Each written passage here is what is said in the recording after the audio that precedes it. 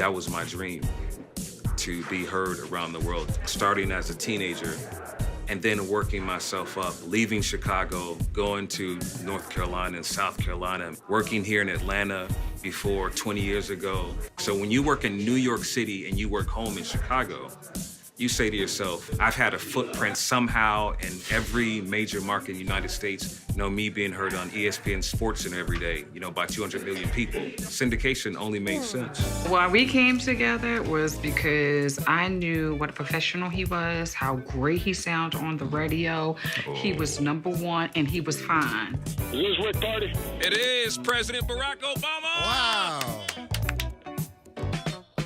When people say to me, but what about this person? I'm like, I'm Rick Party, you know, so they gotta step up to me. I have 30 years experience with me. That's all I know. For me, it's like win or go home, and I'm winning. When thinking about coming together, I wanted to experience a person who was like me, and we was doing it together.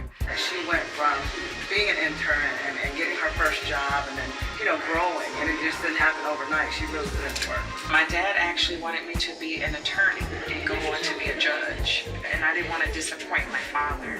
I was making $6 an hour, was living in this efficiency apartment with no furniture, and I was eating tuna fish and crackers and Kool-Aid every day. And when my father saw that, he was like, but when he heard me on the radio for the first time, my father became my cheerleader. That was it.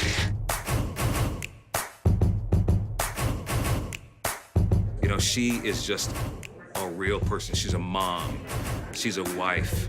She's just this soft soul, you know, and that kind of reminds me of myself.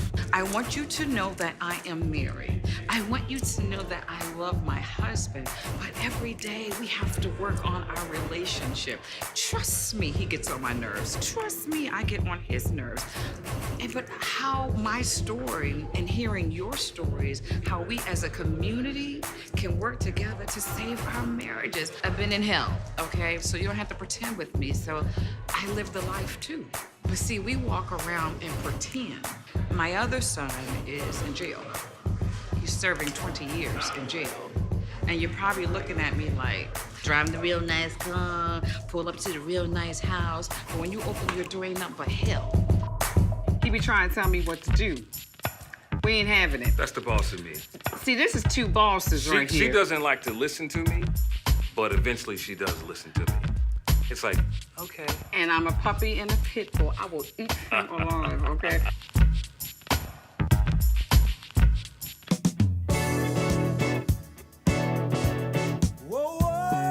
When I listen to radio, I just feel like the listener never has a voice. Right.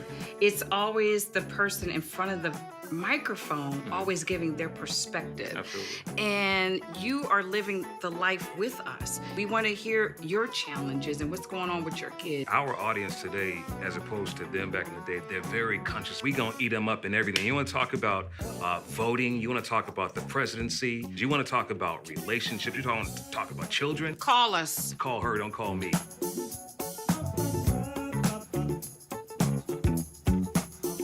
Boy, we get ready to do that.